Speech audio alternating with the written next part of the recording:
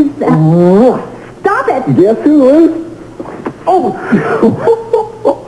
Well, I see you haven't changed any. Slug first, questions later. Oh, God, sure. You quit staring at me like that and get out of my house right now! Get out! Sure are nice digs you got here, Liz.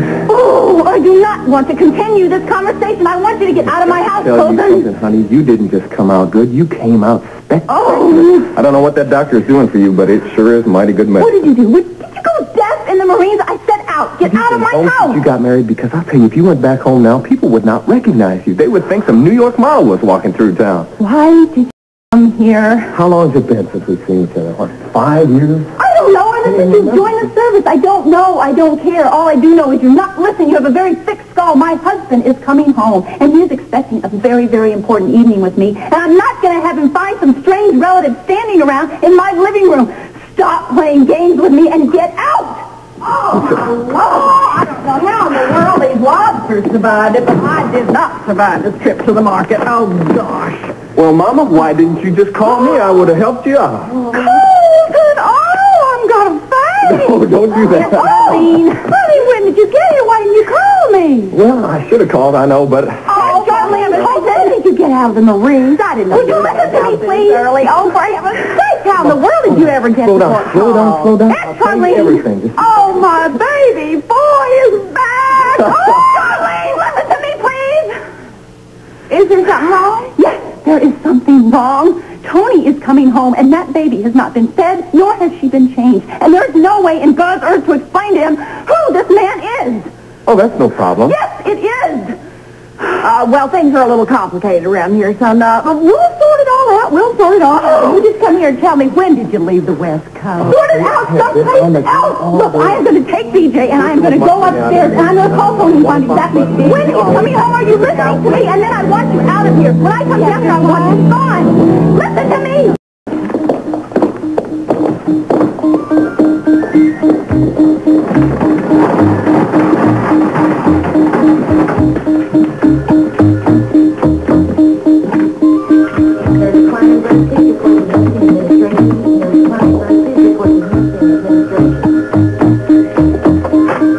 Hello? Mildred. Oh, she's not here. This is her mother. Is there any message I can give to her? Yeah. Tell her Neil called. And tell her that if anybody from General Hospital calls, she don't talk to nobody. Got that? She don't talk to nobody before she talks to me. I'll tell her.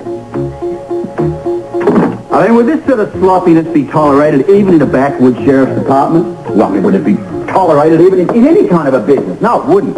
Heads would roll. Come on, Robert. These things happen. Oh, boy, do they ever.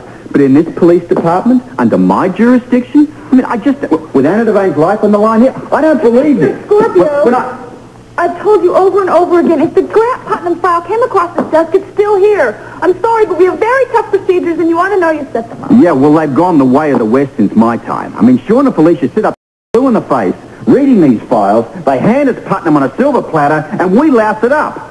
Oh, come on, Robert. You were just crying over spilt milk. What are you going to do about Grant Putnam tonight? Instead right of rehashing everything, let's move on, huh? Yeah. You know, when you're right, you're right.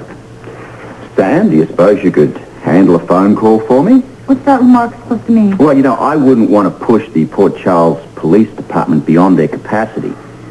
Sir, I find that remark very offensive. Anna Devane's life... That's too bad, because this entire department's kind of on thin ice with me at the moment. Are you going to call up Putnam's doctor at this institution he's in?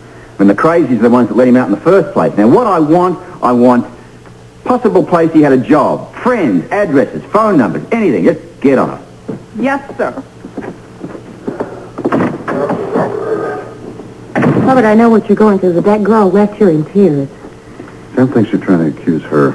Gee, that's too bad. There's nothing personal in this, unless, of course, you happen to be the guilty party. I mean, the person that took the 24-hour coffee break and lost the blasted file to begin with. Now, I'm not having any of this. Not when Anna's life is at stake, and not when my child's life could be... Hey, listen, old buddy, you are not the only one with a corner and concern for Anna. I love her, too. We all love her, and we all want her back here safely as much as you do. All right. I didn't mean it to come out quite that way. What you do sound like is desperate. All right, Putnam might be the answer. But he might turn out to be an also-ran as well. Look, all he is a hunch right now, not a real lead. No, he's a lot more than that. The man's a monster. He murdered his brother, and the first time out, he murdered his psychiatrist. And he would have murdered Celia Quartermiane too, but there's one more thing. Go on. When we finally managed to get him into a straitjacket,